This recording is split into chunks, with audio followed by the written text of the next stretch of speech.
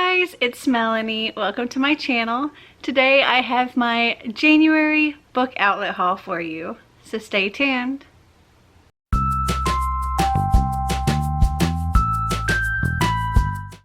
So I have my January book outlet haul and I'm excited to show you what I got.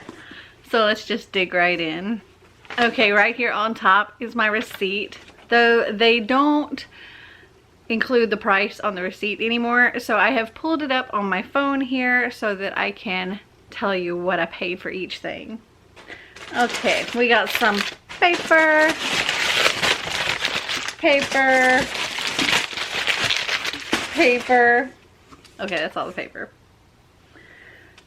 Okay, so this month I got sort of maybe an even mix of things for both me and for Xander. So I'm seeing a lot of the Xander stuff on top.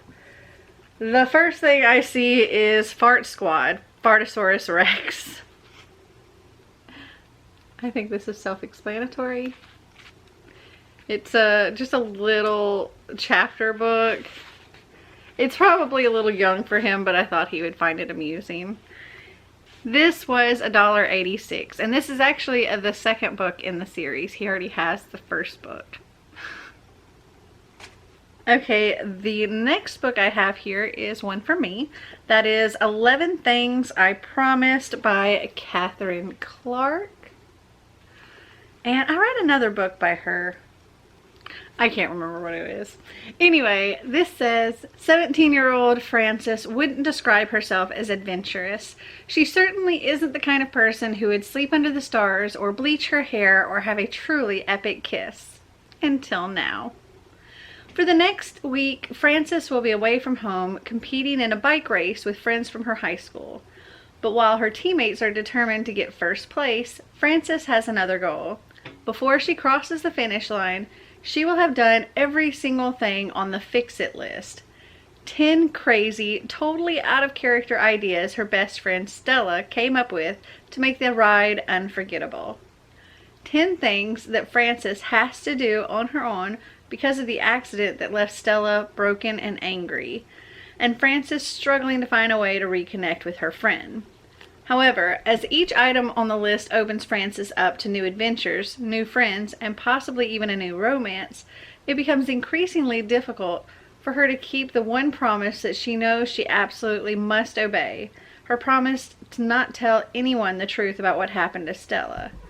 When it comes to friendship, Frances must discover what distances she's willing to go and what risks she's willing to take for the person she cares about the most. And this seems like it's a rather short book. And it's only 280 pages. Also, the book that I'm thinking of actually has a little chapter sampler in the back. How to Meet Boys. That was, I think, the book I was thinking of. Anyway, this sounds like a fun little contemporary read. And let me see. This was also $1.86. Okay, the next book in here is one that I thought either Xander would enjoy or maybe the two of us would enjoy together. And that is Edge of Extinction, The Arc Plan by Laura Martin. And this just looks like fun. 150 years ago, the first dinosaurs were cloned and then nearly wiped out the human race. The only way to survive was to move underground. 5 years ago, Sky Mundy's father mysteriously disappeared from North Compound, one of 4 facilities where the last of humanity has been trying to rebuild, leaving her all alone. Yesterday, Sky found a message from him saying the fate of the world depends on Sky delivering a package to someone above ground, but no one can survive above ground. Now, Sky is going anyway. With her best friend Sean in tow, she will try to fulfill her father's impossible request. As Sky ventures topside into a lost world ruled by dinosaurs, she will discover it's just as dangerous as she had always feared. But it's also nothing like she ever expected. And this is book 1 in the Edge of Extinction series. Oh, and this was $2.71. Okay, so these next two books are books for me. I have recently read a couple of Colleen Hoover books and absolutely loved them, so I got a couple more. I have November 9 and Confess. So this is what it says about November 9. You'll never be able to find yourself if you're lost in someone else. Fallon meets Ben, an aspiring novelist, the day of her scheduled cross-country move. Their untimely attraction leads them to spend Fallon's last day in LA together, and her eventful life becomes the creative inspiration Ben has always sought for his novel. Over time, and amidst the various relationships and tribulations of their own separate lives, they continue to meet on the same day every year, until one day Fallon becomes unsure if Ben has been telling her the truth or fabricating a perfect reality for the sake of the ultimate plot twist. Can Ben's relationship with Fallon and simultaneously his novel be considered a love story if it ends in heartbreak? I swear I've seen a movie very similar to this, or at least the meeting on the same day every year. I can't think of what that movie is. If you know what movie I'm talking about, that's very vague, I know. But if you know what movie I'm talking about, comment down below. And the other book was Confess, and this says, Auburn Reed has lost everything important to her. In her fight to rebuild her shattered life, she has her goals in sight and there is no room for mistakes. But when she walks into a Dallas art studio in search of a job, she doesn't expect to find a deep attraction to the enigmatic artist who works there, Owen Gentry. For once, Auburn takes a chance and puts her heart in control, only to discover that Owen is keeping a major secret from coming out. The magnitude of his past threatens to destroy everything Auburn loves most, and the only way to get her life back on track is to cut Owen out of it. To save the relationship, all Owen needs to do is confess, but in this case, the confession could be much more destructive than the actual sin. In her magnificent and exceptional style, Colleen Hoover delivers once again a deeply moving story about how true love and family are ties that can never be broken. This one was 407, and this one was also 407. Okay, so this next, well, it's a box set, is something that I thought, again, Xander and I would both enjoy together, and that is Benjamin Pratt and the Keepers of the School collection by Andrew Clements, author of Frindle. And there are 5 books in this series. This says, a 6,000-pound wrecking ball is about to demolish Benjamin Pratt's school, and he only has 28 days to figure out how to stop it. In this fast-paced, action-packed mystery series, Benjamin Pratt and his friends, Jill and Robert, must figure out who is trying to destroy their school and why. At first, having the school demolished to make room for an amusement park sounds pretty awesome, but when Ben stumbles upon the truth behind this grand scheme and the ancient history buried deep within the school that goes all the way back to the founding fathers, he decides he's got no choice but to stop the bulldozer before it starts and protect his school. And this was $14.44. Fun, I just noticed that I have one of these little $5 off when you spend $40 or more coupons. I like getting those. Okay, just a couple more books left. Okay, so the last 2 books in this box are actually part of the same series or trilogy, and it's books 1 and 2 of said trilogy.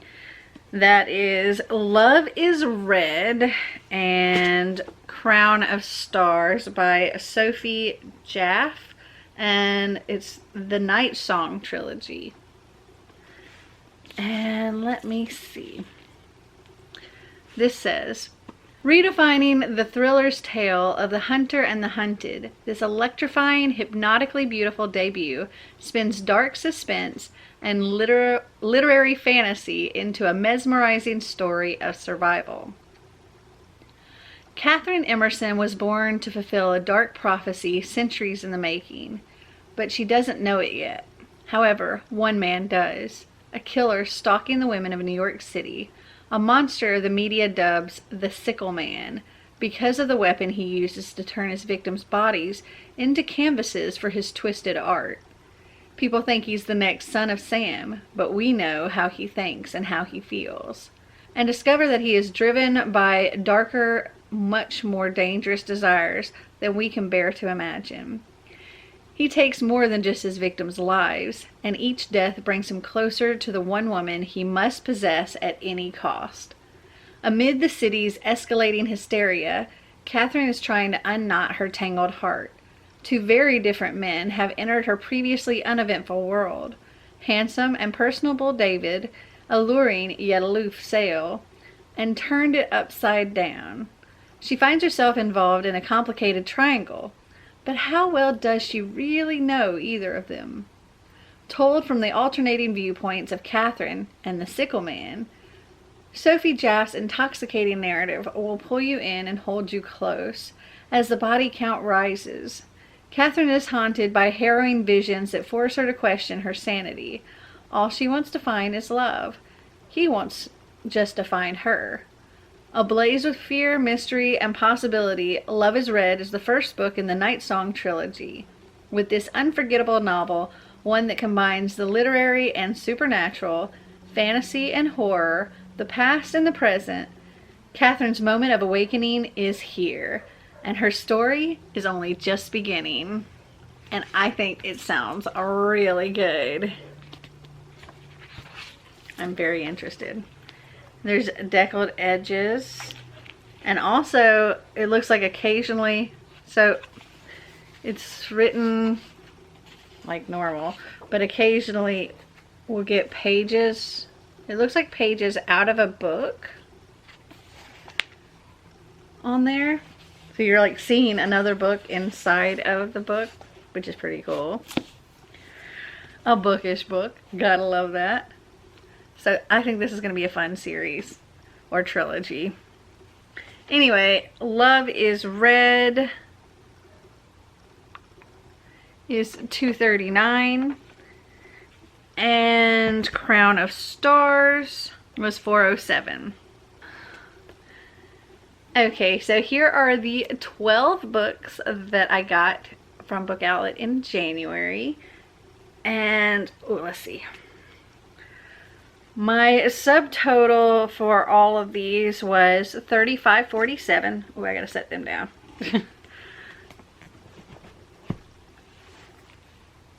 I used $20 in rewards, so I got them for $15.47.